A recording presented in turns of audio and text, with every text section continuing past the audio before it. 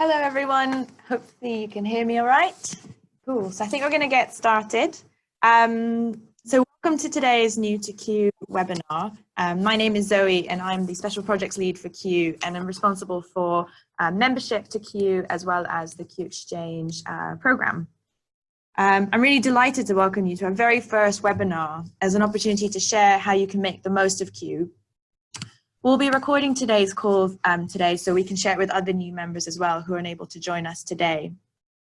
And in the very spirit of Q, we're really keen to make sure that this is interactive and for you to be able to give us your thoughts and feedback. I really appreciate this is probably could be your first time using Zoom. So during the webinar, there'll be a chance to practice some of the different built-in functionalities to help you familiarize with the platform.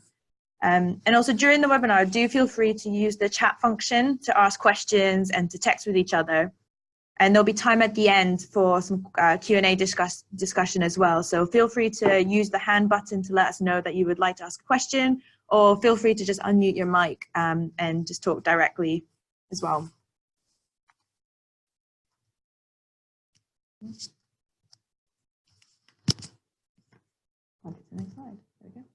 So over the next 45 minutes, the plan is to help you get started in Q by finding out who's in the room, an opportunity to hear from other members that are involved in Q, how you can make the most of Q, and then finally an opportunity to ask any questions that you have about your membership. I'd like to introduce you to the presenters for today. Our first guest speaker is Joe. Joe, would you like to unmute and introduce yourself? Hi everyone, so I'm Jo Murray. I'm a Patient Safety Programme Manager with the Oxford Academic Health Science Network. So we cover the Thames Valley region, which is Oxfordshire, Berkshire, Buckinghamshire, Milton Keynes. Physio by background and been working in patient safety for about 10 years now. Great, thank you. And next is Sarah. Hello, sorry, struggling with the mute button there. My name is Sarah Williams. I work down in Solent NHS Trust, which is a community mental health trust on the south coast. Was a founding member of Q, and I'm going to just talk about how that kind of led to us having an Academy of Research and Improvement, which I now lead. Great, thank you. And next we've got Rachel. Hi, sorry, my computer went strange then. I'm Rachel Trask. I work in an Aneurin Bevan University Health Board, which is in Gwent in South Wales. It's quite a big health board. We have primary care, community care, mental health, acute care. So I'm an improvement lead within a team called ABCI, and I'm an Aneurin Bevan Continuous Improvement. I can talk to you a little bit later on about our story. Great, thank you. And then Matthew. I'm Matthew, the community manager based here at the Health Foundation with Zoe and others.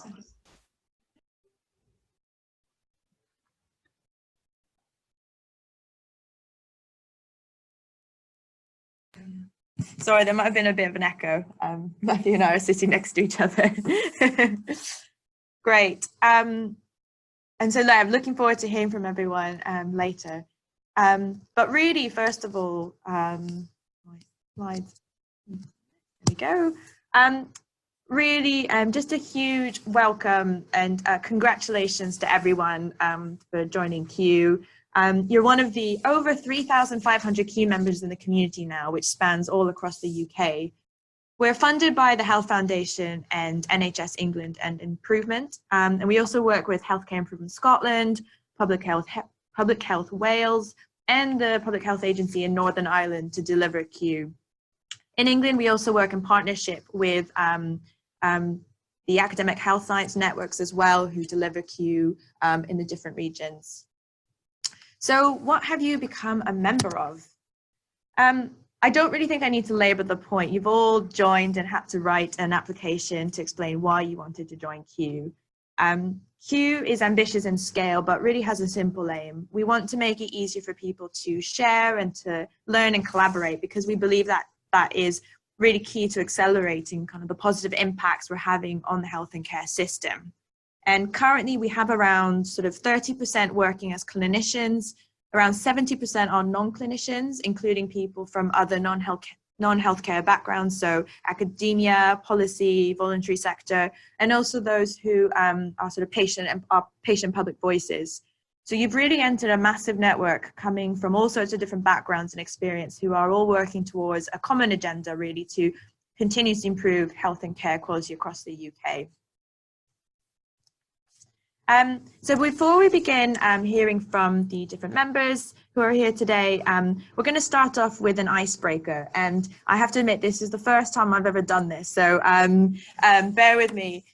What I'd like everyone to do before we start is, if you are using a laptop or computer or even through your mobile app, you can switch on what's called the annotate button. And so if you simply kind of hover your mouse to the top to the toolbar, there should be a button that says View Options. And in there, there's an Annotate toolbar, which allows you to then draw, to use like stamps and things, and basically draw on the current screen. And the idea is that we can then sort of collaborate and kind of answer the different questions that I'm about to ask directly on Zoom. Alternatively, if you'd rather just use the chat room to answer, that's absolutely fine as well. So hopefully everyone's managed to find the annotate button, the function, and let's just give this a try. We'll keep it simple for the first one, just as a little warm up. So what's your ideal holiday? So we've got a beachy holiday, a city break, or the mountains. I'll give you a minute just to have a think and either draw, chat, or use a stamp. Oh, looks like we're sort of 50-50. Oh, maybe more on the mountains. Very nice. To be fair, that is a really, really nice picture of. Yeah, so I've got 1, 2, 3, 4. Interesting. So no one's interested in a city break, it seems. Yeah. Yeah, I agree with that. All day out in the sun in the mountains, bliss. Cool. So no one's interested in a city break, but people are really keen on a nice beach holiday or the mountains. Great. Has anyone used the chat room? Yeah. No one's answered. Great. Cool. Oh, where are the annotate buttons? So the annotate buttons should be, if you hover your mouse up on the top of the screen, there should be a button that says View Options. And then if you click on View Options, there should be you should be able to select Annotate, and then a toolbar will appear. Does that work? I'm just going to move on to the next question, but there's still an opportunity to use the annotate function. So I'm just going to clear everyone's drawings. Cool. So the next question is to put yourself on this map. So again, using the annotate button, or if you want to just use the chat room, is to place yourself on the map, roughly. We've got someone out in the sea. Oh my goodness, as well. Oh.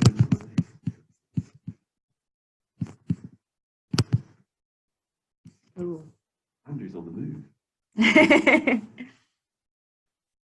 Cool. Oh, we've got Scotland.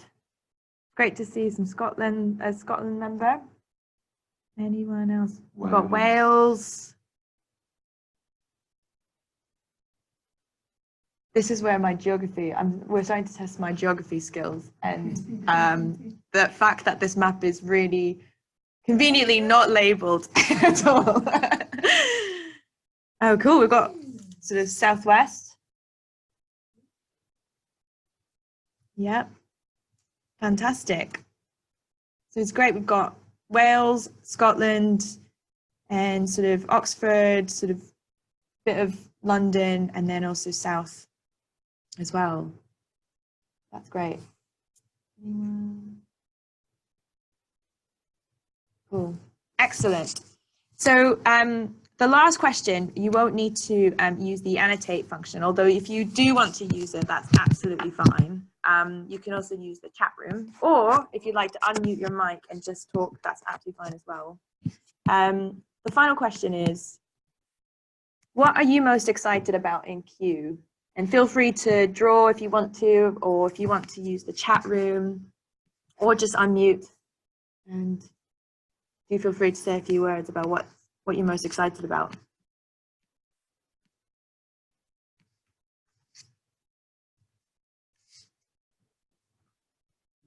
I'm quite excited about meeting other people and hearing what they're doing. I think that's the most exciting thing about Q. I'm plunging out. I'm going to actually say something in real time rather than putting text. That's great. Thank you. Anyone else like to say a few words? Or the one problem is I cannot see the chat. Can you see the screen? Learning through connecting meaningfully with others. Yeah. And making a positive difference. I like that. Yeah. So I think I think the things you mentioned about connecting, meeting others, sort of making a positive difference is all really, I think it's really, it's something that we aspire in Q, absolutely. And in a moment, we're going to be hearing from different Q members who have done different things in Q and sort of been able to kind of get from the community as well as give back to the community. So networking and sharing ideas, linking up with other like-minded people. That's great. Awesome. So that was just a really quick icebreaker, but also hopefully allows you to just get a feel for Zoom as well. We tend to use this platform quite a lot with a lot of our webinars and our special interest groups, which you'll hear more about later on as well. So if everyone can now close their annotate toolbar by simply, there should be an X button at the top right of the toolbar, and then you can stop annotating. I am just going to clear all the drawings as well so that it doesn't appear on the slides. Lovely. So I'm now going to hand things over to our first speaker, Joe, who's going to tell us a bit more about the work that they've been doing in Oxford. Joe, I'm just going to stop sharing my screen, and if you want to have a go at sharing yours.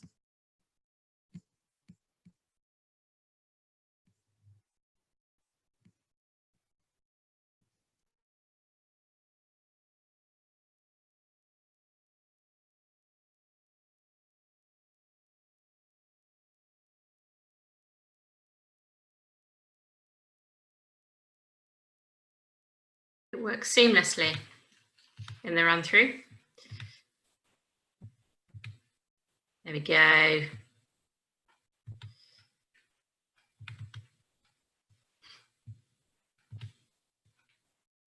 Cool, there we go. Okay, so I was part of wave 4. So we had the founding members, we were talking about this earlier, I think about 5 years ago now, and then about 2.5 years ago, 3 years ago, we started spreading out Q via the patient safety collaboratives, and there are 15 of us around the country, for those of you that don't know, and we're linked with the academic health science networks. So we were in wave 4 of that. So that was, we started recruiting in August 2018, 2017, I mean, and then we had our big welcome event in January, beginning of last year. So that was our, there we go, that was our welcome event, and we welcomed 62 new members. And what was great for us as a collaborative is that over half of those were not previously known to us, so that gave us some new connections, which is fantastic. And then, as you know, we've had open recruitment since June last year, and we've got 100 or so members in our region now. I've put in brackets there online because there are people that can link to multiple areas. So those that are just Oxford is about 100, and then there's some additional ones that badge themselves as all the regions, or a number of regions. I think it's fair to say there's been variable uptake. Some regions have got significantly higher numbers than that, so we're one of the lowest ones, and we had quite a low number of founding members as well, so in terms of our base that we were starting from. So that's where we've been, and this is the kind of stuff that we're involved with now. So it was kind of a commissioned piece of work that we were doing during that recruiting period. We've now got, we continue to have a memorandum of understanding with the Q community, so we continue to support and do that in a number of ways. We've got a special interest group specifically for our region, and we've got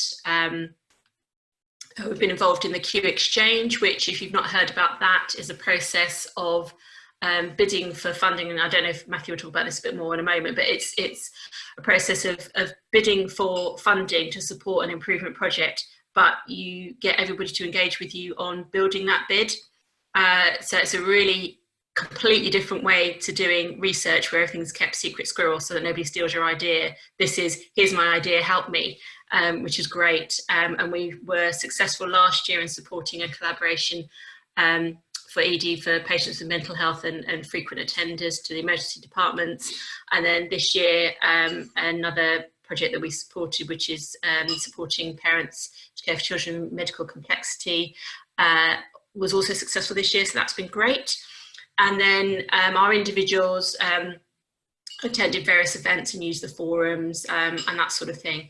So those are kind of the things that we've done. So we've done these things. What's that done for us? So as I mentioned, we've connected with, all my internet connection is unstable. Just had a pop up for me. I don't know if you all saw that. So hopefully you can still hear me. So connected with additional people with interest in QI. So that's helped us to identify some patients for our sepsis engagement event that we did, for example. It's given us an online forum to promote events. And then, as I said, it's all got the additional funding. Supporting to publish for free in the BMJ quality. So we've had an article that's been published in that. Loads of free training, liberating structures, which is just fabulous, and we use it widely in our team for facilitation. Access to HI Open, so publications, we use that to inform some of our projects, and taking part in some of the site visits. And again, just an example is that I went to a site visit at Unipart, and we were then able to engage a speaker that came to our welcome event. So that's kind of how that all works. There we go, that was the end of my slides. And I think you wanted me to talk about me as well, so what I've got out of it as an individual. So my key message about Q is really that you get out of it what you put in. Are you still seeing me? Yeah, we can still see you. I've lost all my screens now. Am I showing you now my calendar and stuff? Let me stop sharing. It's Okay. you.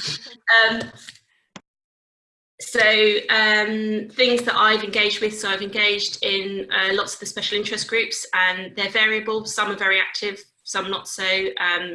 Lots of Zoom calls and things that go on, which are great. Usually put on at kind of lunchtime or end of the day, or they're recorded so you can catch up with them later. People sharing documents and stuff through those. Randomized coffee trials, that's really great. That's just an opportunity, just a half-hour chat with anyone in the Q community. As Zoe said, there's 3,500 people now.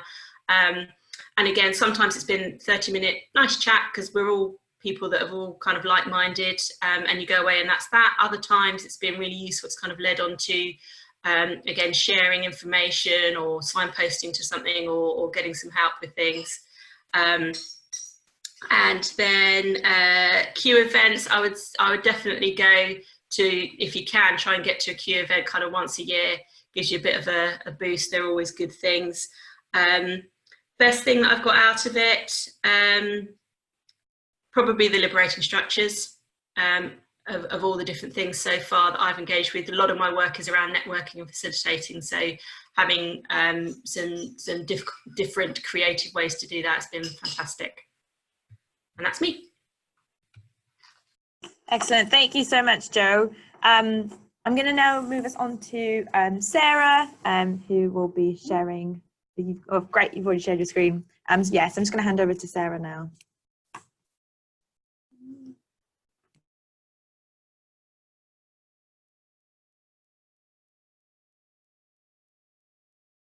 Okay, should be able to hear me now. So I was one of the founding members, which I think was 4 or 5 years ago, of Q. My background is in research, and I'll be really honest. I went along thinking we need to keep the research voice in this conversation. I changed my mind really quickly and realised that those weren't competing activities; they were really complementary. So it sounds a bit corny, but Q genuinely changed my career and the way that I work and think. So it started with a big co-design process, which was uncomfortable and brilliant at the same time, because it was a completely different way of working. And I think it was over 4 or 5 sessions, we came up with a connected community idea and how it was going to work. And one of the things that I really took away with that was ways of working. So the events that are run by Q are always very design led. So they put a lot of work into thinking about how material is absorbed and different ways of sharing, with very much focus on learning from others. So not only I got out different projects, but I've also got out different ways of displaying information, facilitating events, not only through liberating structures, but as Joe says, it's well worth going along to the events just to pick up ideas about how to run events and how to use design in the work that you do, which can be really impactful. Anyhow, then from Q, and coincidentally, some national events that were happening with CEOs and chief nurses around quality improvement. It's kind of a happy sort of coincidence that our chief nurse and CEO wanted to launch a program. So we got a bit of a budget to launch a training program for our NQI. So we just started with teams, and it's grown from there really. We now have quite a full program, taking people from sort of drop-in sessions all the way through to QI leadership was one of the things that we did this time, or some people call them QI coaches. And we're just about to start a new module which will have patient leaders on that QI leader as well, which is exciting. Through the Q Exchange, which was a really novel way of getting funding, because it was much more democratic and was member voting, rather than just you put in a massive application and it goes to a mysterious panel somewhere, then you get a yes or a no. It's something which we're trying to use in some of the funding calls that we do now. We did a co-design patient module for QI, which we've done over the last year, and that's been presented in places, which is brilliant. So we've sort of come full circle and have this really nice package now, which definitely would not have happened without some of the stuff that we got from the Q program. And so by then we had research, QI, clinical effectiveness and everything in the team. So we decided to be a bit brave and formally launch an academy model, which is what we've got there. And it's because we've given it an entity and a brand, it's been really successful across the trust, with having sort of integrated support for people across the trust, but also beyond, because it's sort of a one-stop shop for people who want to do improvement work. And there's so much synergy between all of those different areas. And we launched our new strategy, and it's a strategy on a page, a strategy house, which we actually got from one of our Q visits to GSK, which was brilliant. And they had their strategy house on a wall there, so we took lots of pictures and shamelessly stole the idea. So we've done the Q Exchange. We finished that. From that, we've got a join-in toolkit which sits on our academy website, which is about getting people working in partnership with us, which has been one of the positive things. In terms of more broadly with Q, so I think if I was joining now, I'd feel quite overwhelmed, because there's so much and it's such a big community that and even now when I go on the website, I think, goodness, you could literally spend all day doing Q activities and all week. but it's well worth just dipping your toe in and having a little look around, and then joining. It's very friendly, it's very inclusive. Go along to the Q visits. They're different, and you will take along and go along to the Q community days that run, because then you'll get to meet people and see kind of how it works. Dip in and out of special interest groups. Yeah, it's brilliant, and I just like it because of it always pushes you to think a bit better and a bit bigger, and to do things a bit different. It feels really.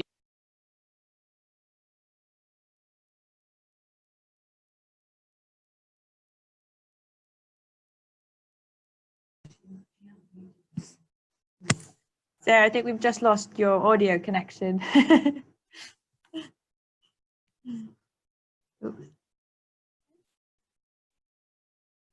Oh no! I think we've, yeah. It doesn't seem to be working. It was it was a really nice sentence. Maybe let's come back to you, Sarah, if your mic's working. But thank you so much. I'm really glad to hear that you've been able to kind of really reap the benefits from Q. And I'm now going to hand things over to Rachel to talk about her experience in Q. Oh, share. Can you see that? Can you hear me? You can see that, yeah. Right, okay. So my name is Rachel Trask. I work in an Iron Bevan University Health Board in South Wales.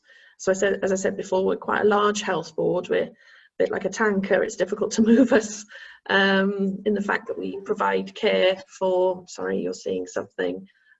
Oh, how do I get rid of that? Restart tonight. Yes, we're quite a large health board,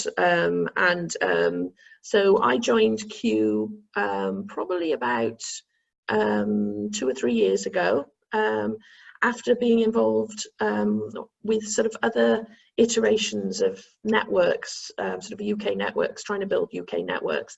So I suppose when I came to it, I was a little bit, maybe even a little bit cynical. But I'll just talk a little bit about myself. So I work in this team called ABCI, so in Iron Bevan Continuous Improvement.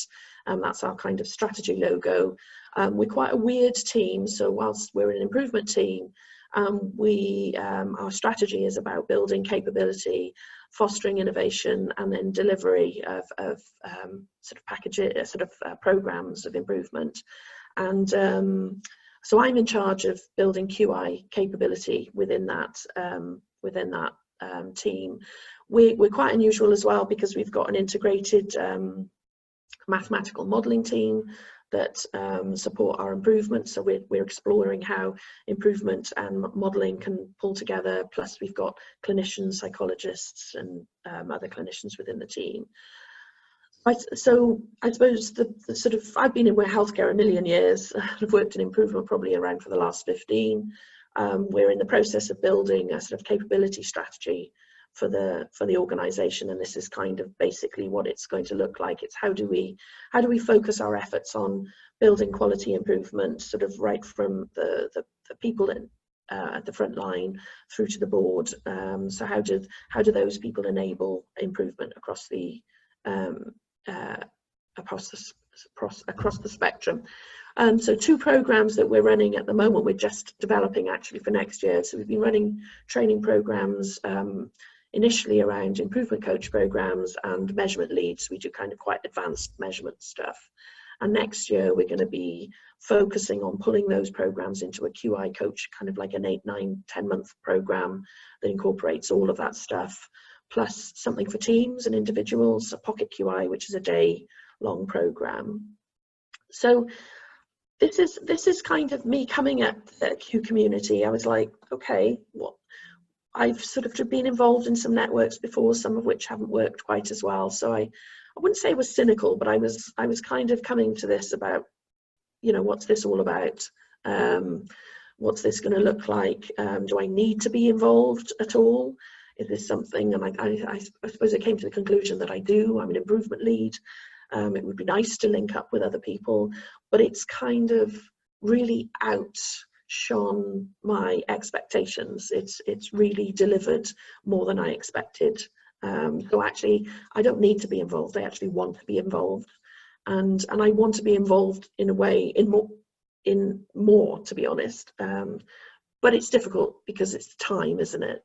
You go on the Q website and there's loads of stuff on there, and I think my reflection was you can be as involved as little or as much as you can be, but the more you put in, I think Joe said the same thing, the more you put in, the more you get out of Q. And so attending events, putting in bids for the Q exchange, so I'm going to describe that in a second. You get out more than you put in. I've been a member for 2 years or so. So this is a picture of one of our national events. So you can see me at front there, and in black. I'm always in black. So this is an event where I was asked to facilitate one of the sessions, and so this is like a treasured card. It's like a thank you card that I got for facilitating something, and it's sort of sat on my desk. So I would advise, go to your local and national events. They're really useful. So for me, my journey was also about Q Exchange.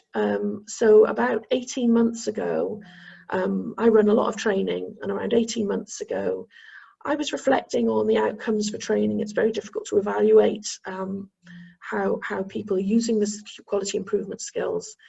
And I felt that, to some extent, I felt a bit like I was sending lambs to the slaughter, sending sort of novice QI coaches into the organisation, and there needed to be more to support them, not just about the environment, but about them themselves. So I was thinking about Deming's system of profound knowledge, and how do we link psychology into this? How do we support individuals to influence, to be resilient, to actually create an organisation that enables QI? And so I was talking to our head of psychology and our health board. We said, this is something that we want to develop. And so for the last 18 months, we've been talking about it. And we kept on talking about it. It wasn't something that went off the boil. So we employed somebody to help us start building sort of capability around psychology for improvement. So we've got Matt, who's our research assistant. We're going to carry out a research project next year as a result of the work that we're doing, to see, actually, does it make any difference at all, that bringing in this psychology element. And then we linked in with a Q exchange, and it's just exploded. We've had amazing ideas. So we've been successful in getting our Q exchange bids. So this is for the next year. This is our work for the next year, and setting up a special interest group. And the interest across the UK has been phenomenal, in the fact that everybody's been thinking about this, but we're now pulling our fingers out to do something about it. So how do we add to improvement science? How do we support people to carry out quality improvement? So I would advise, if you've got a project, put it on, sort of apply for the Q exchange, even if you just get loads of other people's ideas and it doesn't go through to a formal bid. You get an amazing response for people, like-minded people or differently minded people, adding to their ideas, and it's been absolutely valuable. We've got so many ideas now, it's really difficult to corral them and think about how we're going to pull this all together. So watch this space. We'll be running 3 psychology for improvement workshops over the next year, so those might be things that you might be interested in. Some of my reflections, linking in with people I just would never have come across in the past. I think improvers are quite a small community with quite unique experiences, actually feeling that support from the community has been really, really valuable. Access to the millions of resources that are on the Q website, and linking in with the people, sharing great ideas and adding to those ideas. That's exactly what we're doing with the psychology for improvement work, and just being involved. I've moved from, is this something I need to do just because it's my job, to I absolutely want to be involved, and I want to be more involved, and I would advise that for other people too. So those are my reflections. Thank you so much, Rachel. And I'm just really pleased. So before we go to Matthew, I think to thank you to all the speakers for sharing their stories, and just really pleased to hear how Q has kind of really made a difference in your, not just in your work, but in your kind of personal life as well. And I think, yeah, the more you put in, the more you get out is truly something I think that we've seen throughout all these years. And so I'm going to finally hand over to Matthew, and he's really going to give a very quick whistle-stop tour of how you can make the most of Q. I think everyone here has already shared how you can make the most of Q, so but we'll do a very quick overview using our theory of change. So over to you, Matthew.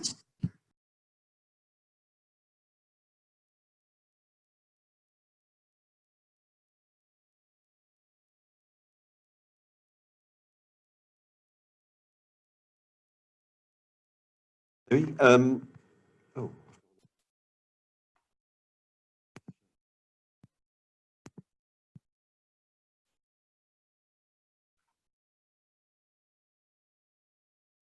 So I'm just going to go very quickly, because it's kind of all been covered really, through some of the kind of opportunities to engage that there are across Q. And I'm going to kind of divide them, going to use our theory of change and the processes that sit at the heart of that, which is kind of connecting, collaborating, supporting each other, and developing and learning, just as a way to kind of make sense of them all, even though there's a lot of overlap. And another thing that members have sometimes found useful is to think in terms of, you know, bite-sized things they can do in 5 minutes, or kind of, if you've got a little bit more time, 30-minute things, and then some things that require longer, you know, an hour or more. So in the sort of connecting side of Q, you know, one of the quick 5-minute ones is just to join the Twitter account that we have. You know, there's 15,000 people, so it's not just Qs, there's other people as well, and a lot of, it's a very sort of energized account. We share what's going on, members share what's going on, members ask for help, so that's one great thing to do. And the directory as well is a great way to connect. So you can it's a searchable directory with all our members. You can look, see who else is in your region, you can look for similar interest areas, so it's a great way to begin to sort of track people down. If you've got a little bit more time, I think Joe mentioned this, maybe others too, the randomized coffee trials, where you get paired up randomly every month with someone to have a kind of a chat or a meetup if you're nearby. And yeah, so that's something you could just sign up to, and I hope you will. And if you've got a bit more time, the events, again, which has just been mentioned, the recent annual Q event was a really rewarding, buzzing event, but there are local events too that the partner organisations are organising. And another thing, if you're not quite sure where to start, you can get in touch with your connectors. There are sort of 3 or 4 connectors in each nation and region. There's a page on the Q site called the In Your Area page, and that has your connectors. So they're there for you to sort of get in touch with if you need kind of help and ideas and so on. And also some regions and nations have kind of organizational level Q groups, so we're starting to add them to the In Your Area page as well. And there are sub-regional kind of geographical ones too. Moving on to developing and learning, there's Communicate. You'll be receiving our newsletter, and that really is the place to look at, you know, for the most important things that are going on as well, so keep an eye out for that in your inbox. We also have free subscriptions to BMJ Quality and Safety Journal, and you can publish free of charge in BMJ Open Quality, as I think Joe was mentioning. If you've got more time, Q visits, previously mentioned, you know, GSK, Jaguar Land Rover, East London Foundation Trust, a lot of great visits coming up. There's also the IHI Open School, the online course there, which you can do. And we have Zooms with people like Huma Coffee coming up, Naomi Phillip we've had recently, Trish Greenhouse, people like that, so look out for them.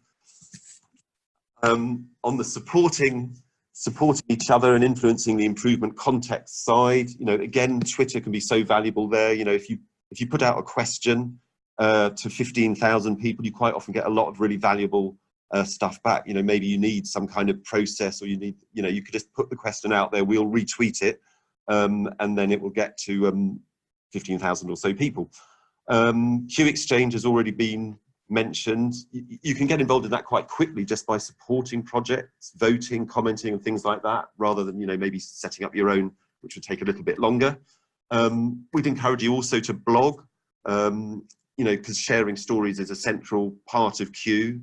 One thing we sometimes do is interviews with Q members, my improvement journeys. That's a great way to introduce what you're doing and share that with the membership. Again, special interest groups, if you've got more time, I won't say much more, but if you want to set up a new one, if there's a gap, you know, speak to me. And collaborating, moving on to collaborating, again, special interest groups can provide a sort of site for that to happen. So, you know, do go through the list. There's kind of 40 or 50 groups and other sort of geographical ones as well, a few more dozen. If you've got a little bit more time, 30 minutes, the liberating structures were mentioned. So these are these kind of group tools, ways to kind of get your work done in a more engaging way and involving everyone. And we also have creative approaches to problem solving cards, which are sort of similar, overlap a bit, and those are on the website. So both of those are great ways to sort of involve people in your QI project more effectively. And a sort of a bigger engagement, if you've got more than 5 or 30 minutes, is Q's Lab, which spends about a year looking at a specific problem. We've run 2 so far, and we'll be starting one soon in Wales for the first time. So a sort of a nation-focused one. So that's something if you've got more time. And there are other things going on. One of the Q Exchange projects is currently trying a QI capability assessment tool in 10 or 20 different trusts and organisations. So there are opportunities like that to collaborate and sort of test things and prototype. So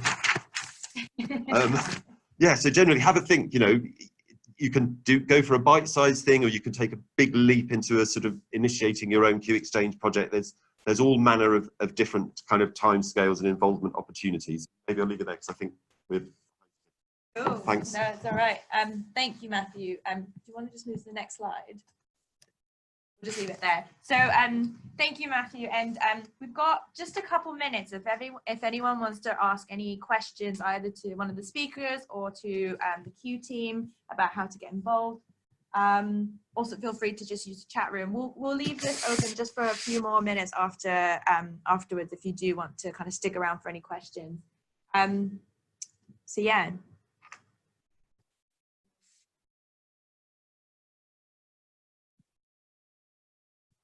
We will be having, there will be a survey after this call as well for you to fill out, just because this is the first time we're running this webinar. And we do want to offer this to other new members that are joining as we get new members joining every week. But yeah, anyone has any? Can we ask any questions? Is there time for questions, or are we out of time? I think Liz talking, but she's on mute, I think.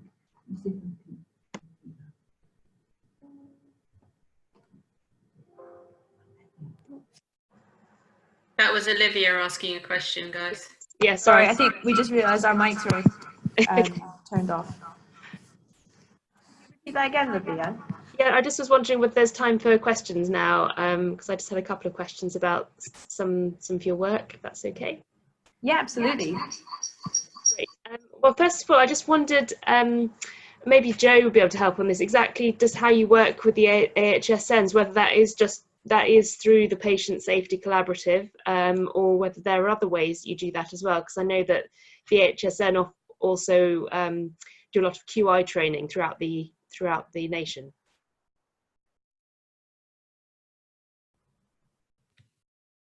Do you want me to talk to that, or you? Yeah, that would be great. Thank you. Yeah, okay. So Olivia, so we initially, to help with the spread of Q, after the founding cohort, the 15, it was the Patient Safety Collaboratives who are part of the AHSN. It was kind of a commissioned piece of work for us to help spread the messaging, hold the welcome event, and encourage and boost recruitment during that time period.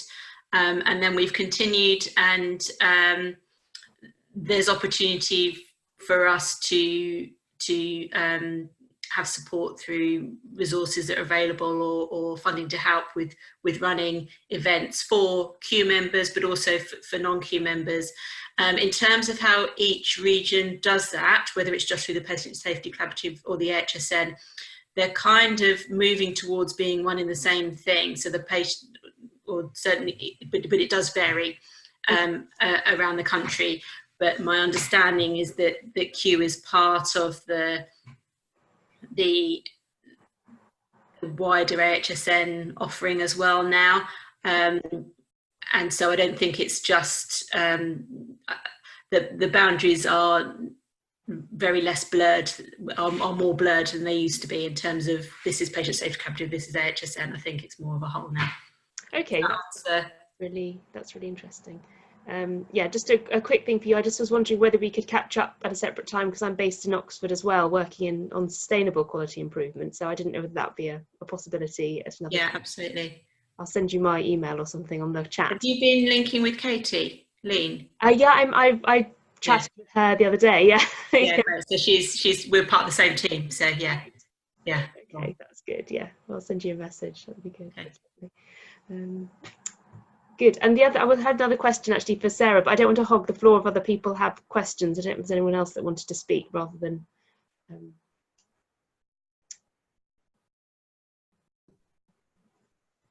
I think that's fine. Sarah, do you have like a minute or so?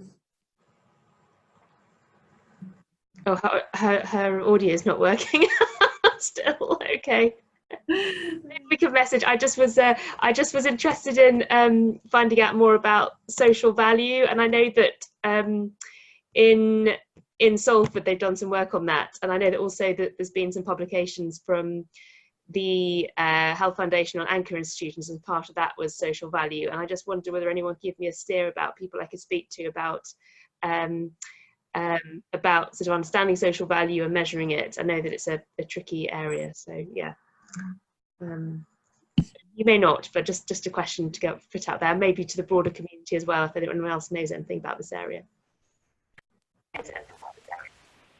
Oh, it says that it's working. It's always something you could put out on Twitter. Right, okay, yeah, I'll put something out on Twitter, maybe that's a better idea. Okay, thanks. Yeah, that's a bit too high, I can't answer that, sorry. Sorry, it's okay, I just know that Manchester have done some great work, and Salford had as well, so but don't worry, you can't find out about it, it's fine, that's good. Thanks very much, it was really interesting, all of it, and yeah, Rachel, sounds like you're doing some amazing work down in Wales as well. It was really exciting, actually. Thank you. Yeah, I mean, you can continue to have these conversations as well. You can connect with each other on the Q directory or on Twitter. And then we've had a question about whether the chat will be emailed to everyone. So we'll make sure that the slides are available and the chat as well. And yeah, and please do fill in the survey and send us your feedback as well. Fantastic. I'm gonna kind of end there, but thank you very much for your participation. Thanks so much for dialing in, and have a lovely holiday.